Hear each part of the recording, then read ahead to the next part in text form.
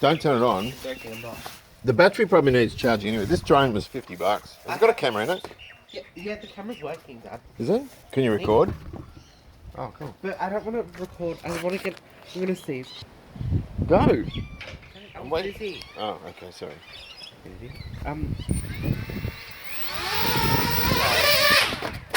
Nice. Hang on. Progress. I'm gonna. Oh, hang on, the bumper bars are fucked on it. Oh, what is? Oh, there's the camera. Alright. Yeah. Okay. Okay. Yeah.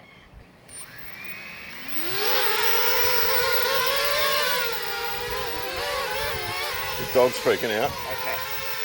Landed on the spar. Don't do the whippersnipping. I kind of got it. It's just. You really... did. I'm impressed. Okay, so I think I know why I'm messing up. Like. Oh, out of. That's forward. Alright, go. Don't hit me.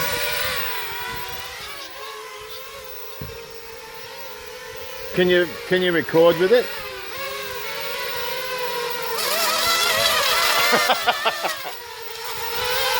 Charlie, put it down. Okay. Hey, look, you did whippersnipping. Look inside here. The battery level is low. Can you record some video with it? Yeah, I don't want to. No, but I actually need to see what it can record. Yeah, well, not now. Really?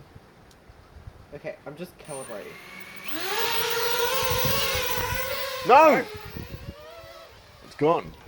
Right, so that's where I wanted to leave off last time. We got both of these doors fully fitted out. Locks are working, trims are on. It looked really, really, really good. I'm happy with that. Just waiting to get the screen ready to be done. I still haven't finished painting those trims. But the good thing is also we've got this side done too. So our outer belts are in, the windows are in, the motors are working, everything's doing what it's supposed to do on the front and rear door. The only thing I haven't done is put the handles in because I haven't colour sanded or wet sanded and buffed them, and same with the lock there. I can remember how to open this. It's all fitted out. It's all hunky-dory.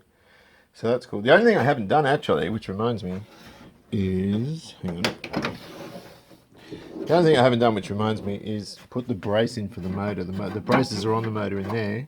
I think they go through that hole. They just need to be bolted there, but these are all working well. I've scratched paint and taken it off the inside there, but it doesn't matter because the regulators are actually very difficult to get in. I've also put these posts on.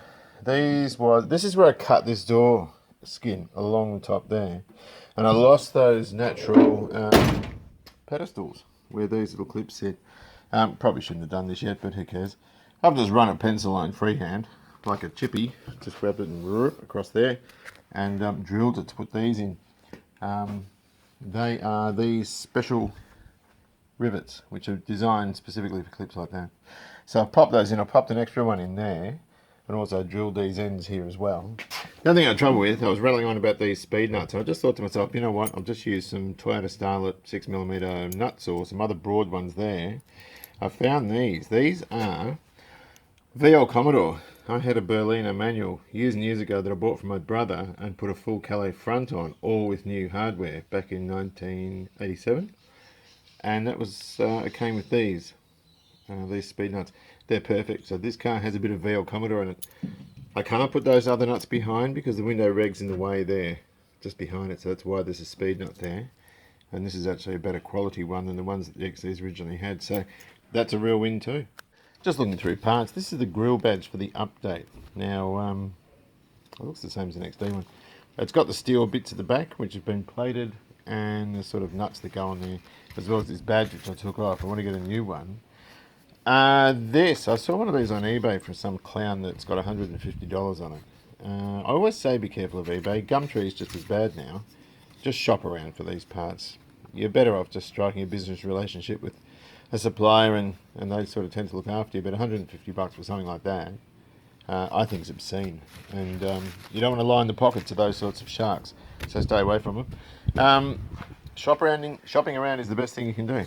As far as this is concerned, this is the quadrant for the T-Bar Auto. And we haven't got an automatic car, we've got a manual one. So we'll just have a quick look at that console. Right, sitting in the Falcon now, and the light is dreadful, which is why I've got my phone light on. We've got to look at this console. Now, you can get adapter kits for these. This is set up for an auto magic. Hang on, where are the holes for the mounts? They're there somewhere. Yep, okay. Now, if I go for, hang on, reverse, we're right over at the edge. And we've got 3 inches of slack at the top. Third, 0, 4, third. It's a bit more acceptable there where 4th is. But I need to find out about these. Now, there are kits available, or adapter kits available for these, but they're sort of, they say single rail and top loader, but I'm not sure I believe that, because I've had all sorts of dramas with the clutch fork on this thing too, which I still need to do something about. I sort of put the engine in the gearbox quickly, but I might be taking the gearbox out again, because I just don't like the clutch fork. They say things are suitable and they're not. The adapter kit's for a top loader as well as a single rail, but it's sort of over to the side, which is top loader. So I wouldn't mind some advice with that, because I'm not really sure what to do. But I want to make a whole video just on the console, because it's going to take a little while to get the way I want it. You can see it's sort of wrapped in this plastic stuff. I mean, having a brushed aluminium would look great, but there's no other aluminium in the car, so it's going to have to be black. That doesn't matter, I'm just worried more about that. So if anyone can advise me, please do. Well, now I've got the doors pretty much fitted out, and Jason's got the trims. I've still got to get another couple of trims. I'm not too worried about that. That can happen when it happens. The armrests. These are in really, really good nick. They're very dirty, but they'll clean up very well. They're just the wrong colour. This is a big Clive Tools. He calls it a spudger. But you can get these plates. I think they want like $120 or something a set, and they've got new stenciling and that sort of thing around them. I'm not concerned with the fact that they don't say anything on them. I don't care. I've got visions of cutting myself. I'm a bit worried about doing this. I think to put these back on, a dot of contact adhesive in each corner. I don't think you need to go nuts like whoever's done theirs. They could be original Ford, I'm not sure. But they're quite difficult to remove, and I might have already damaged it. It looks like I've already damaged that. That is stuck hard as hell. I might be able to roll it though. I'll see.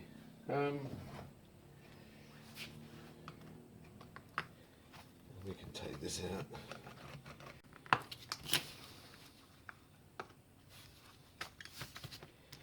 That's a nice solid bit of kit. That'll polish up nicely. And there's the switch. And the switch just has little plastic tabs on it. Do we have to move the switch into the up or down position to get it out? Yes, we do. I'd be inclined, that's sealed, to blow this out and put a contact spray in there.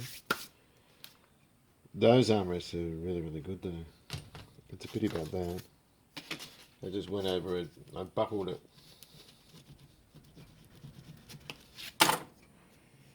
Yeah, I don't know if I can get that back. We can try. Let's get the others out.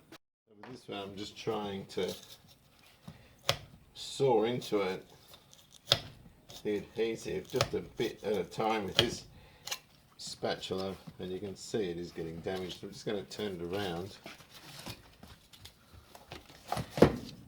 Lay it flat and try it from here. It's a bit of a pity because we had a laser cutter at work. Dead easy to cut that sort of thing out. Absolutely simple. Brush a grain into it with some Scotch-Brite and clear it. So I don't know what we're going to do with them. Whatever the case, they're like those window winder discs that go over the center of the window winder. You want to make sure that everything's set up properly before you stick them on, because you get one use out of them. This is such heavy kit. That's the same thing they use for the cigarette lighter and ashtray in the LTD. But we just need to make sure these switches, I have tested some of them, 76. I want to make sure they're perfect before I go too much further. Okay, we've got a bit of wind, so hopefully it doesn't interfere with the sound too much.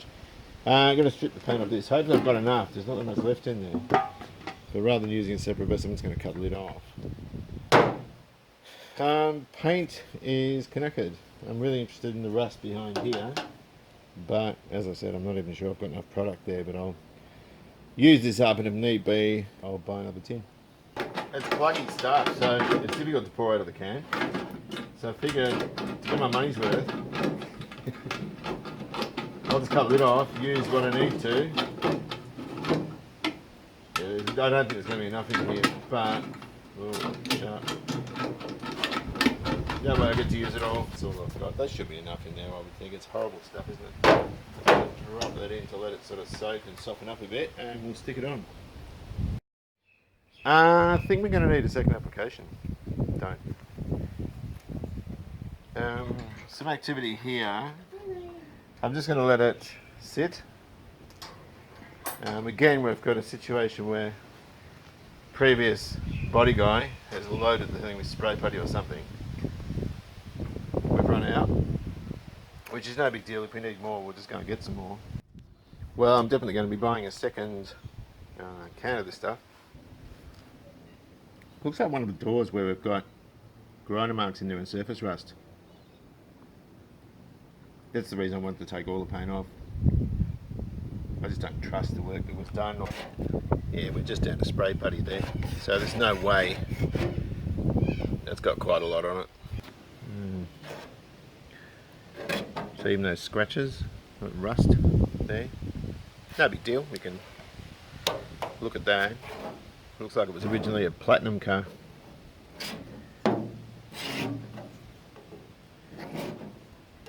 There's something really therapeutic about doing this. Well, certainly a mess. You can see the filler along where the FOOD was.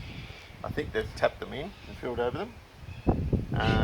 Not really how I would have liked to do it, but it doesn't matter. Whatever the case, if that is badly done, it's certainly stood the test of time because it's still there and didn't show through. So we've got bits of bare metal, pretty rough, pretty horrible. I've run out of stripper, so I cannot do any more for the moment. So that's it for this one. Hope you've enjoyed it. In the next video, well, the first thing I've got to do, come to think of it, is get Jeff to come and fit the screens. I still have to paint those other trims for the screens, but I want to get them done in the next week.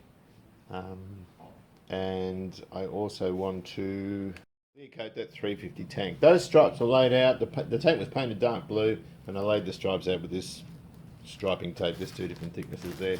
It was just better and a lot cheaper than buying the decals and having one crack at it at least by doing it that way. I've done it, so any problems with it, something I've done. But not just that, it's also a heck of a lot cheaper. I think the stripes are $100 or something, and the tape came to about 20 bucks all up. So my priority is I have to go to Milsom's tomorrow to get some paint stripper. I want to have that boot lid painted and fitted sooner than later. I want to get that done while I'm on holiday as well. So the only sheet metal left is the front guards, which one of them's there, the other one's in the shed. And I can start doing that, and once they're done, of course, I can pretty much finish the car. It's just a lot of expensive stuff, bumper rechroming and that sort of thing. So it's moving along well. I'm very happy with it. So there is another sort of small project coming that will give us some sort of small cheap videos to do while I'm gathering funds and finding and sourcing bits and pieces for this car as well. So I hope you've enjoyed this. Take good care of yourselves, of course, and I'll see you later.